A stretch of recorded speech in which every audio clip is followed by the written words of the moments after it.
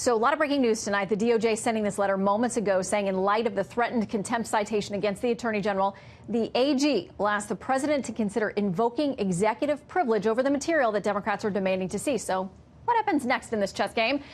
Luckily, we've got two experts with us, National Security Attorney Bradley Moss and former Deputy Assistant Attorney General John Yoo. Great to have both of you tonight. Thank you, Shannon. We were going to talk about this House committee contempt vote that is scheduled against the AG in the morning. The DOJ is saying, please hold off on it because now we're going to ask the president to consider executive privilege over these materials. What do you make of it, John? Well, this is a rapid escalation in this constitutional conflict. Usually this kind of letter, the subpoenas, would take months, if not maybe a year, to get to this point. You're really seeing both sides already going to their most aggressive constitutional positions. Now, what's happened in the past, and I've worked on both sides, in the Congress side and the executive branch side on these issues. Usually what you do is you negotiate and come to some kind of accommodation where, for example, you would make the report available in a secret room where you couldn't take notes and so on.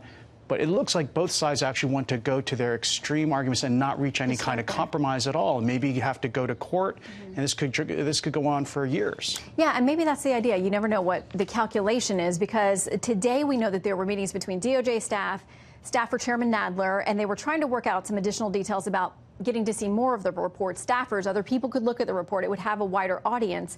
But apparently that didn't happen. So now we're here. We're potentially invoking the executive privilege.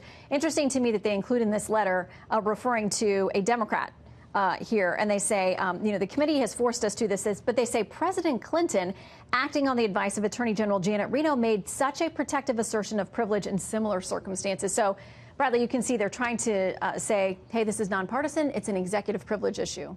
Yeah, unfortunately, they're going to get, sideswiped a little bit by a ruling that came out during the Obama administration in Fast and Furious when he tried to invoke executive privilege. If they try to broadly and categorically invoke it here, as the Attorney General has, suggested in this letter, they're going to run into the ruling that came out in Fast and Furious where the district court stated that because of original previous official disclosures, the sum and substance had already come out. It undercut the department's argument, it undercut its ability to so broadly withhold information. I have no doubt that some of this could still be withheld under executive privilege. But if we do, as John mentioned, if this does end up in litigation, there's going to be a pullback on both sides a bit. There's going to be some more of this that comes out. And this is really just political posturing. Well, and the thing is that we've talked about this multiple times. First of all, Chairman Nadler is smart. I mean, he is an attorney. He knows that there's a lot of this that could not be turned over by the Attorney General, even if he was 100% willing.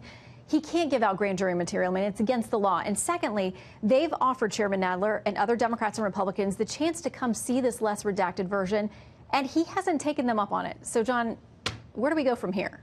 So I think you made some very good points in there. I think Chairman Nadler pulled the trigger too quickly on the subpoena.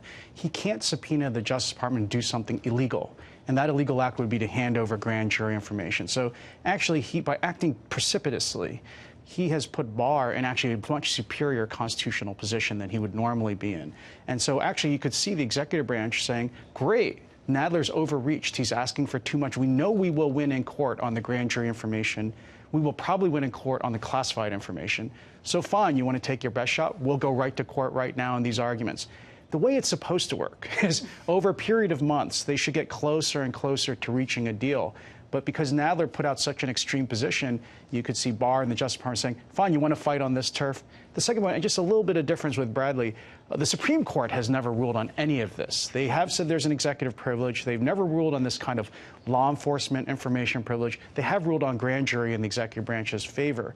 So there's not much precedent out there. So if you're the executive branch, why not put the Congress to the test? I think that Congress has the tougher argument to make because they went too quickly. Bradley, does it end up at the Supreme Court? Will I be covering it over there? With President Trump, everything almost always ends up at the Supreme Court. That's where he likes to bring it in the end. So, yeah, I would assume so at this point. I mean, I never thought that I would use my law degree and my years in legal practice as much as I do in the news. But we're glad that the true experts were here tonight. Thank you both. Absolutely. Thanks, Shannon.